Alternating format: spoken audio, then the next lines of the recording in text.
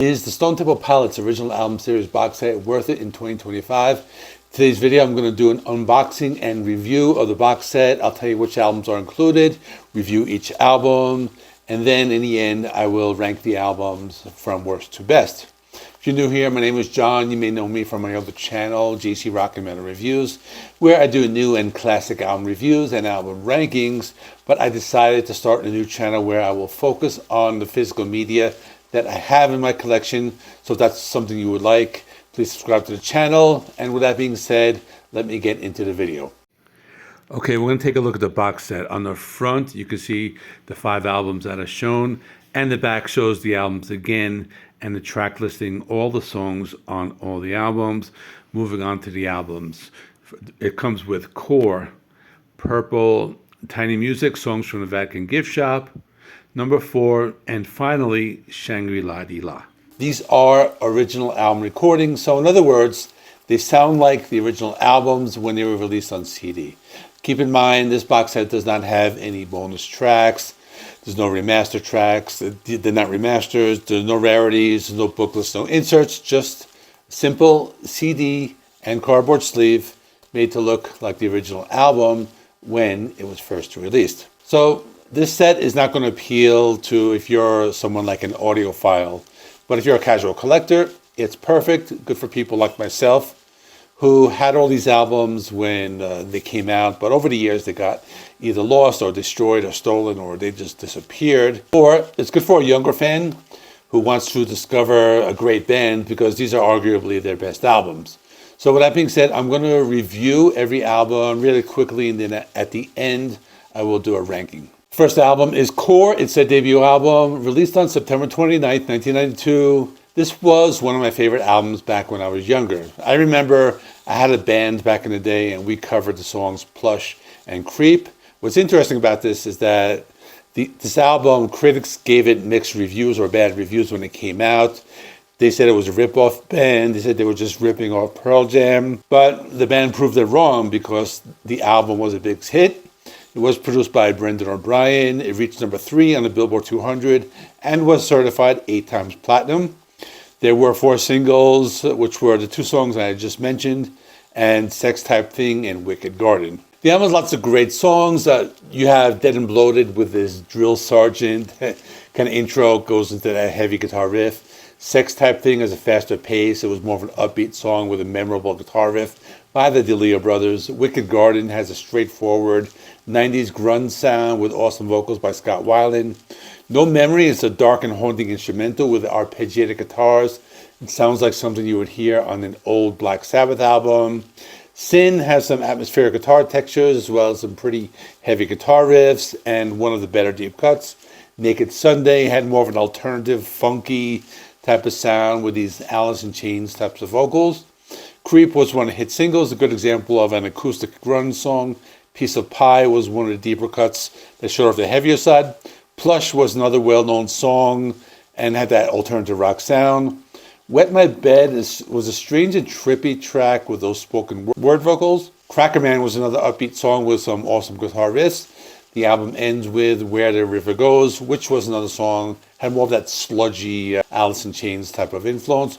Overall, it's a very good debut and one of the best debuts of the grunge years. The next album was Purple. This was released on June 7, 1994 through Atlantic Records. The band continues with the sound they had on Core, but they may have gotten a little experimental on some of the tracks. It was another album that got mixed reviews upon release, but despite that, most people say this one has held up very well, and retro reviews have been pretty positive. It was also a success. It debuted at number 1 on the Billboard 200 and certified 6 times platinum. The album had big hits like Vaseline and Interstate Love Song, and another song called Big Empty, which was previously released on the Crow soundtrack, and the album was produced by Brendan O'Brien. This one has lots of great songs. Opening track Meat Plow has a very heavy guitar riff and a slow and sludgy type of sound. Vaseline was one of the singles. It had a simple but memorable guitar riff with catchy hooks. Lounge Fly had some cool reverse guitar and some awesome drumming by Eric Kretz. Interstate Love Song was one of the hit singles, had a laid-back acoustic sound with cool electric guitars. Still Remains was a pretty cool alternative rock track, had more of an upbeat and happy sound. Pretty Penny, another one of those cool acoustic tracks. Remind me of that song, The Norwegian Wood by the Beatles. I like that one. Silver Gun Superman, really cool. Vocals by Scott Weiland. He shows off the lower crooning style and has some cool bass guitar playing by Robert DeLeo. Big Empty was this jazzy alternative rock song that was on the Crow soundtrack. Unglued was one of the heavier tracks with some big guitar riffs. Army Ants has an intro that showed off their psychedelic rock influence. And the song itself reminded me of some of that stuff Soundgarden was doing. The album ends with Kitchenware and Candy Bars, which is a slower and moodier track. Then there was the hidden track at the end called the second album, which was this lounge or cabaret type of song. Sounded completely different, but it just made the album very memorable. Another great album, possibly the best, but I'll make a decision at the end when I do my ranking. Next is Tiny Music, Songs from the Vatican Gift Shop. It's the third album, released on March 26, 1996 through Atlantic Records. This album also initially received mixed reviews, just like the previous two, but has become a fan favorite, and they completely changed their sound. So it's a very unique album. The band deviated from the grunge of the first two records, and they incorporated different genres like psychedelia, shoegaze, jangle pop, glam rock. The album debuted at number 4 in the Billboard 200, and it had 3 singles: Big Bang Baby, Tripping Down a Hole in Paper Heart, and Lady Picture Show. And they were all actually they all reached number 1 of the mainstream rock tracks chart and was certified 2 times platinum. This album opens with an instrumental called Press Play, kind of a weird jazzy type of lounge music. Goes into Pop's Love Suicide, more of that grungy sound with more of a straightforward rock song with grunge influences. Tumble in the Rough reminded me of a Nirvana type of song with a punk and glam rock type of sound. Big Bang Baby was this David Bowie inspired glam rock song with some 90s alternative. Lady Picture Show was one of the singles that incorporated elements of grunge, jangle pop, and baroque pop, and one of the more memorable songs on the album. And So I Know showcases Robert DeLeo's interest in jazz and bossa nova with a laid-back swing atmosphere. Tripping Down a Hole in Paper Heart, another single that has been compared to both Alice in Chains and even Third Eye Blind. Art School Girl was one of my favorite deep cuts on the album. It reminded me of something Nirvana would have written in the early days, and had elements of British post-punk and jazz. Adhesive was a little different. It combined elements of shoegaze and indie rock. It had a slow ambient sound with trumpet solos inspired by Miles Davis' Sketches of Spain from 1960. Ride the Cliché has elements of progressive rock and classic rock. Daisy was an instrumental, had this bluesy acoustic sound reminiscent of Big Empty from the previous album. The album ends with 7 Caged Tigers, which was more of a straightforward acoustic grunge song with Scott Weiland using different vocal styles. Overall, really good one. I've heard people say it's their favorite out of all of the other albums. Maybe some people might put it in the middle. Let's see where I put it later on. Next album was number 4, released on October 26, 1999 through Atlantic Records. Scott Weiland spent a year in jail before the album was released, but despite this, it did very well. The album was certified platinum on August 7th, 2000. The song Down was nominated for Best Hard Rock Performance in the Grammy Awards. Not only that, it had one of their biggest hits, Sour Girl, which reached number 78 on the Billboard Hot 100.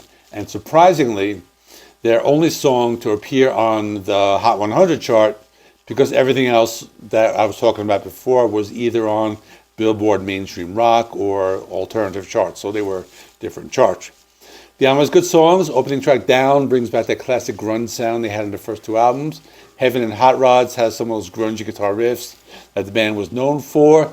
And Scott Weiland brings back those lower range vocals. Church on Tuesday had a bright indie pop and rock sound with some classic grunge sounds. Sour Girl was the big hit with the infectious melody and laid back rhythm, included acoustic guitars. No Way Out had a dark and sludgy Alice in Chains type of sound. Sex and Violence had a pretty cool alternative punk rock sound. Glide had an interesting sound with some classic rock elements, with Scott Weiland using different vocal styles with more falsettos. I Got You was a very psychedelic Beatles-esque type of song with some acoustic guitars and a catchy sound. MC5 was a song named after the Detroit rock band of the same name, had a retro late 60s sound. The album ends with an acoustic song called Atlanta that reminded me a lot of The Doors, with Scott Weiland sounding a lot like Jim Morrison. Overall, really good album. brought back some of their classic grunge sound with some experimentation. Shangri-La Da is the 5th studio album released on June 19, 2001 through Atlantic Records. The album was not as commercially successful as the ones before it, but despite this, it sold very well. It reached the top 10 in the US and top 5 in Canada and was certified gold in both countries. Not only that, the album received positive reviews from critics, which is surprising as the previous albums I was just talking about got mixed reviews. It was also almost a double album, but it was reduced to a single album, and the band's 5th and final album to be produced by Brendan O'Brien, and the last before they broke up in 2003. The album has some good songs. The opening track is Dumb Love, which has some big guitars and an early 90s grunge sound.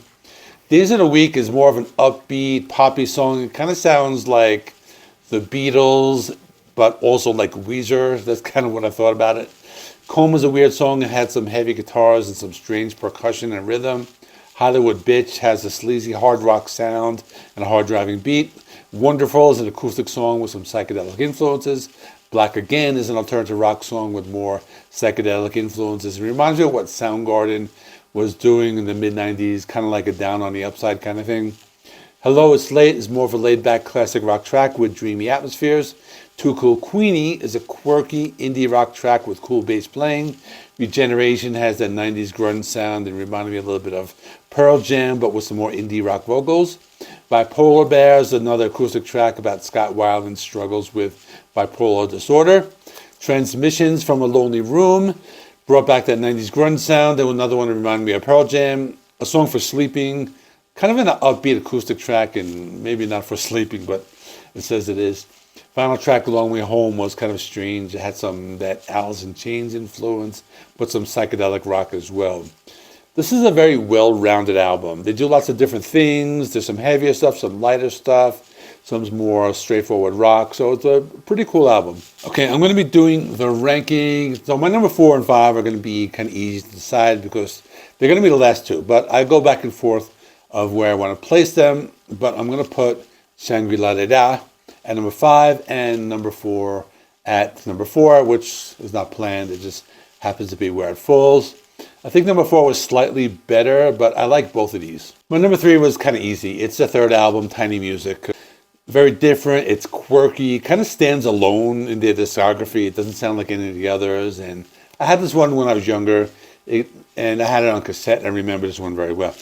I like the song Art School Girl a lot. That's my favorite deep cut on the album. Now, my 2 and 1 are going to be the first 2 albums, but this one's really hard to decide because I like them almost equally. They're both solid. I can't even say there's one song on either of these albums that I don't like, but I thought about it. I'm going to put Core at number 2 and Purple at number 1, but they're very close, almost interchangeable. So let me know in the comments, how would you rank these albums? Check out this box set of King's X that I did a couple days ago, and they released some albums where kind of like slightly before Stone Temple Pilots came out. So that's all. Please give the video a like. It helps me with the YouTube algorithm. Please subscribe if you're not already. On this channel, I do videos related to physical media. Thanks for watching. I will see you in the next one.